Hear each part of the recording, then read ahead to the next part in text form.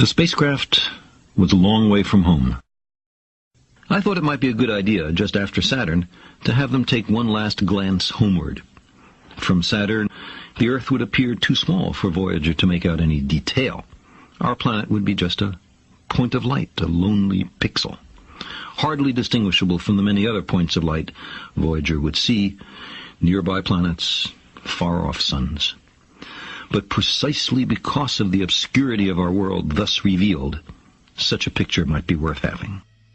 It had been well understood by the scientists and philosophers of classical antiquity that the Earth was a mere point in a vast, encompassing cosmos. But no one had ever seen it as such. Here was our first chance, and perhaps also our last, for decades to come. So, here they are. A mosaic of squares laid down on top of the planets, and a background smattering of more distant stars.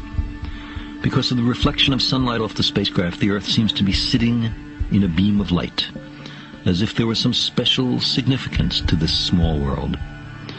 But it's just an accident of geometry and optics. There is no sign of humans in this picture. Not our reworking of the Earth's surface, not our machines, not ourselves.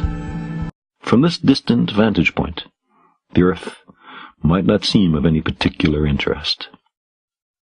But for us, it's different. Consider again that dot. That's here. That's home. That's us.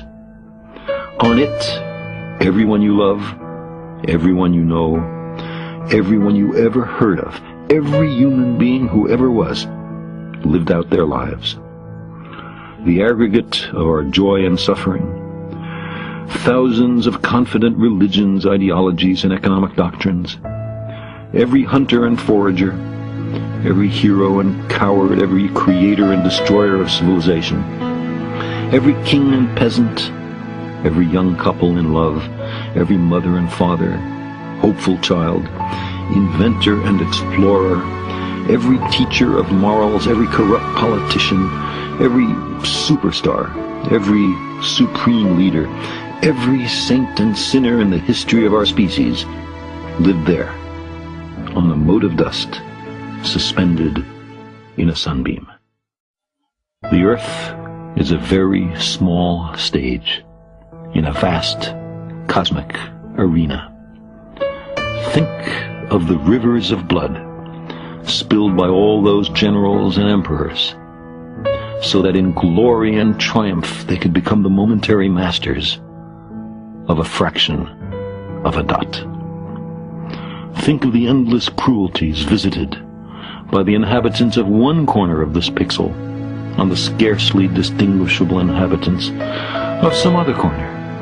How frequent their misunderstandings, how eager they are to kill one another, how fervent their hatreds.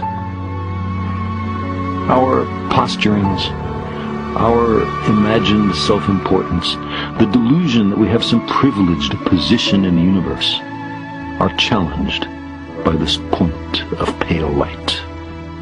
Our planet is a lonely speck in the great enveloping cosmic dark. In our obscurity, in all this vastness, there is no hint that help will come from elsewhere to save us from ourselves. The Earth is the only world known so far to harbor life.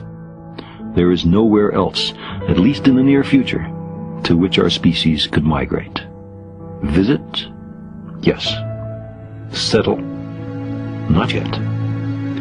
Like it or not, for the moment, the Earth is where we make our stand.